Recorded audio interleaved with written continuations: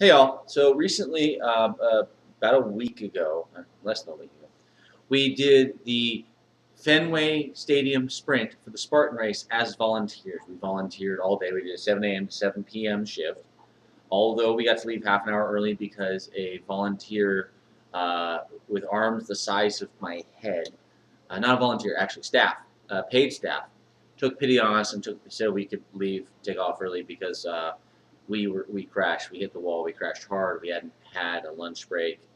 Worked straight through. I think combined we maybe had 20 minutes of breaks all day as volunteers and a couple of snack bars.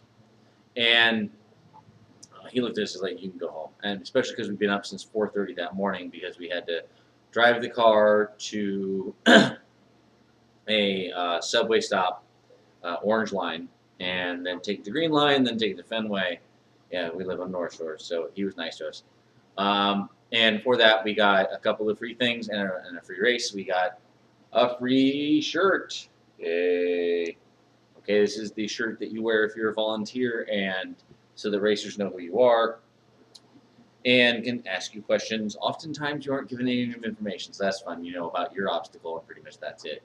And we got this, a free workout hoodie, which is actually kind of comfortable. So there's that. And a couple of things about it sort of triggered some ideas for a video, so here they are.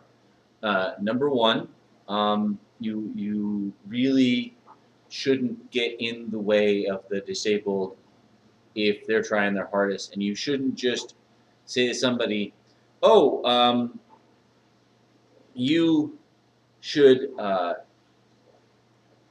How do I put this? Just because they're disabled doesn't mean that they need your help. How to put this? I'll give you two examples, and you can draw your own conclusions. So I saw a guy go through the race late in the day, missing a leg, war veteran, and our station. It started out in the day as carry two jugs down some ramps and then over and then up some stairs. Now the ramps were there so that people could access the stadium and not have to use the stairs. The ramp, literally the start and stop location, and I'll put up some video, put up some pictures from the race later. We're in the same spot, so you can start, take the jerry cans down, and then come back up, and you'll see from my pictures what I mean. And you came back up a set of stairs. When enough cans died, we had nothing but stairs. Two stairs, three sets of stairs down, three sets of stairs back up. It was a hike, and a lot of racers, a couple of them did it a few times between when we started with the normal obstacle and when we shortened the obstacle, and they weren't sure which one was easier. Anyway, the thing is that this guy did it. He held the cans and he hopped down and he made it. Good on him. It was fantastic to watch. Another guy came by in a wheelchair. Now this is sort of a tradition in the open races, I think, that people in wheelchairs can come by with teams. And what they'll do is they'll have people team them all the way down. You'll see these guys who are fine from the waist up, but kind of crap from the waist down, get hoisted up till they can grab the wall, for example, a 7-foot wall, and then they'll haul themselves over and lower themselves almost all the way down, and somebody will catch them, and then they'll pass the wheelchair over. So these guys and all their stuff go through. Now, how this guy made it down the stairs, I never did get a chance to see. And in fact, only a couple of volunteers did, and they weren't being very talkative. But this guy and his crew somehow got himself and two 5-gallon jugs of water and his chair down the stairs and back up and continued on. We only had one woman fail our course that day, and unfortunately, we weren't able to catch her by the time she left. She decided to bring two jugs down and leave one at the bottom and take the other one up. Men were supposed to take two, women one, but if you grabbed two as a woman, you had to bring both back up or fail the obstacle. And I said, look, you can take one up, come back, grab the other one, and take that back up. She took her one up and took off. So if you know who you are, I saw you. And the third disabled person I saw was a woman with an Asian woman with severe intellectual disabilities, clearly. And I don't know if a Spartan race was the right thing for her. If you're missing a leg or you have cerebral palsy or whatever, if you can physically, with some accommodation, get through the race, then get through the race. But if even with all of that accommodation, everyone else is doing everything for you and you're not contributing anything, why are you doing the race? I heard of a guy who was carried throughout the race, and he was encouraging and he was contributing, and he would carry things on his own, and whatever he could do with his like 2 arms, he could. He had no legs at all. He was very small, and he was not strong enough to get through the course with just his 2 arms. And there have been people who were, but he was carried by somebody else, and he contributed. Good for him. Way to go. But it was clear that this girl couldn't even get down the stairs. Stairs were too much of a challenge for her. Not stairs with water, just stairs. And I happened to wonder if it was disingenuous of her family to put her through this and then claim that she had beaten the course, because she really hadn't. They were going to be doing all of her burpees. They were going to throw all of her spears. They were going to climb all of her walls. Or maybe they pushed her over. But there was very little coming from her that she could internally, and even with her severe disabilities, there's some part of her that knows that she didn't do it. And what should be a Spartan medal becomes a participation trophy, and that's no good. So think on that, what you will.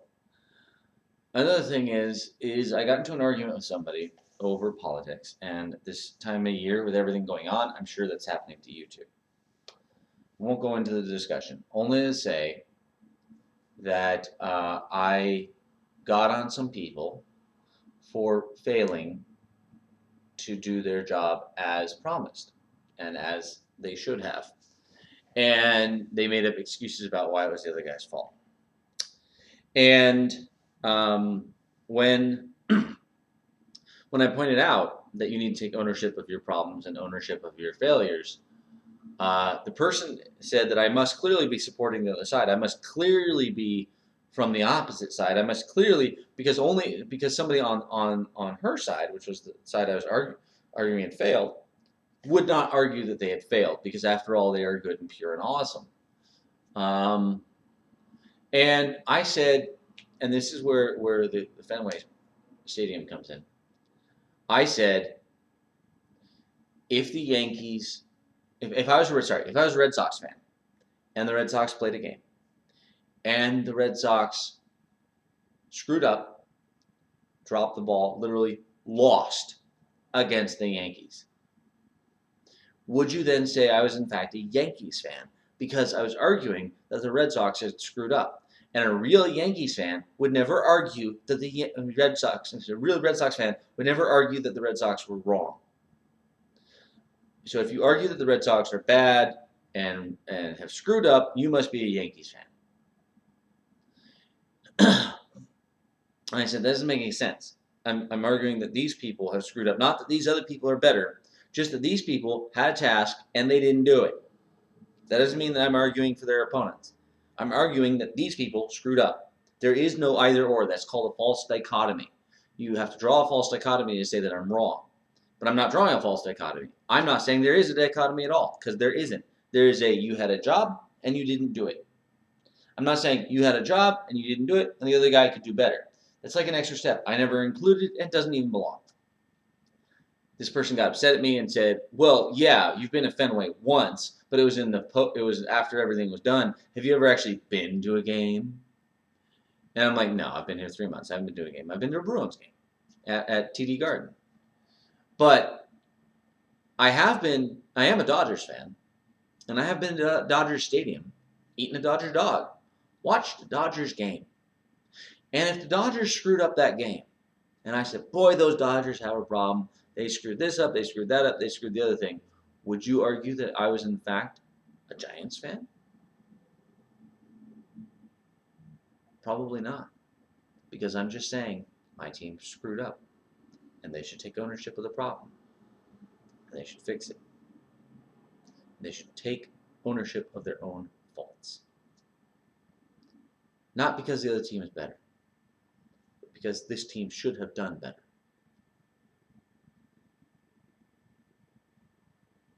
And there you have it.